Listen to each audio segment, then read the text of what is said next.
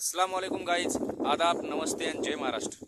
मी आपला शेख मिराज आपलं स्वागत करतोय माझ्या नव्या एका यूट्यूबच्या ब्लॉगमध्ये।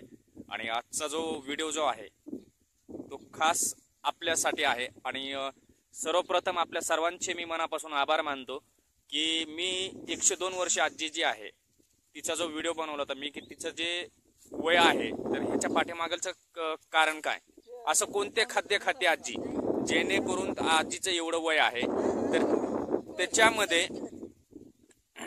तर याच्यामध्ये आपण जसं पाहिलेलं आहे की त्या व्हिडिओला माझ्या भरभरून आपण प्रेम दिलेलं आहे।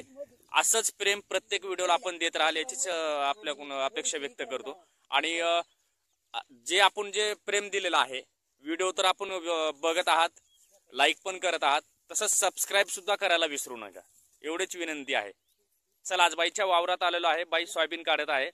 तर आज बाईशी आपण गप्पा मारणार आहोत पुन्हा एकदा। आणि लेट्स सी।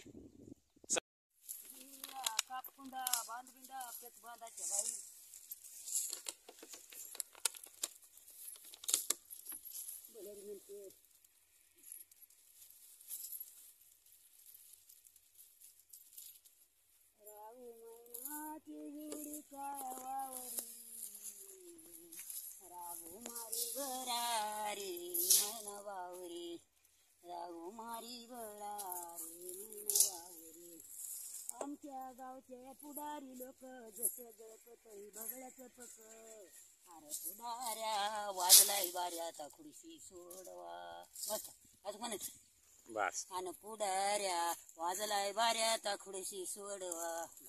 बाई, जुन्या काळात असं म्हणतात की शेतात काम करता असताना काही, आता जसं तुम्ही म्हणाला ते हे गीत, तसं आणखीन एखादं गीत होऊन जाऊ द्या एखादा जरा थोडं।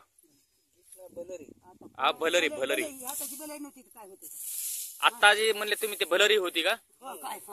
अच्छा अच्छा, आणखीन एक भलरी बाई चांगली मोठ्या तुमच्या आवाजामध्ये।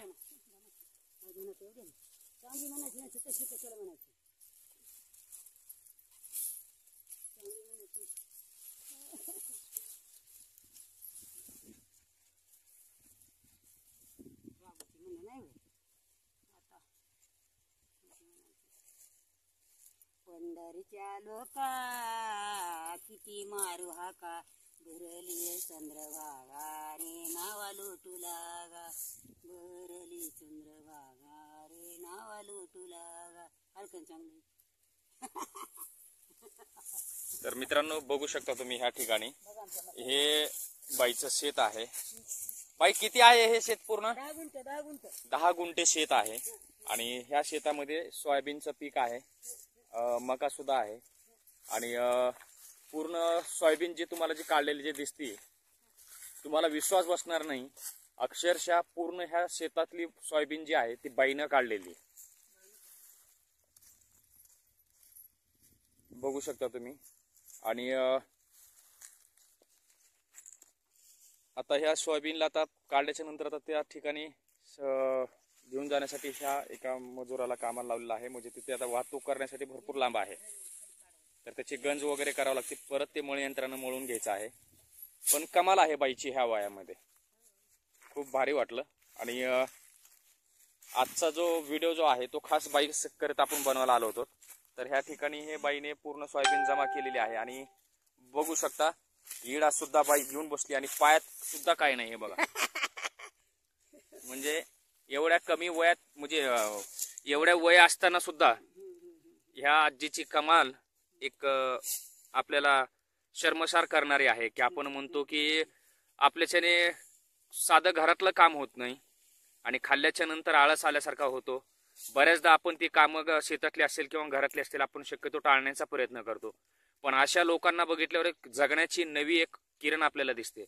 आणि ती किरण ह्याच्यामुळे की ह्या वयात असताना सुद्धा आजही तुम्ही बघू शकता ह्या ठिकाणी सूर्य आहे आणि बरंच गरम म्हणजे वातावरण आहे पूर्ण।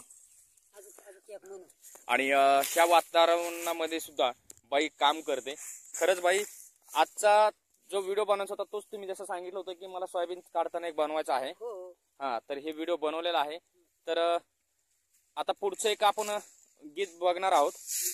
तर आता होऊन जाऊ द्या बाई, आता व्यवस्थित बसा तुम्ही। हा, एक भलरी एक आणखीन एक तुमच्या सर्वांच्यासाठी.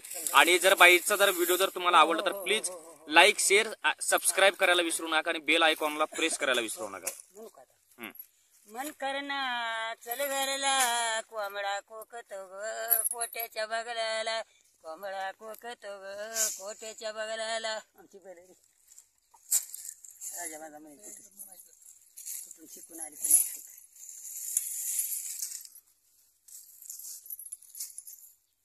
चला तर आता मग झालेलं आहे आणि नेक्स्ट बघूया आता दुसरा. तर मित्रांनो आपण शेतात आलो होतो.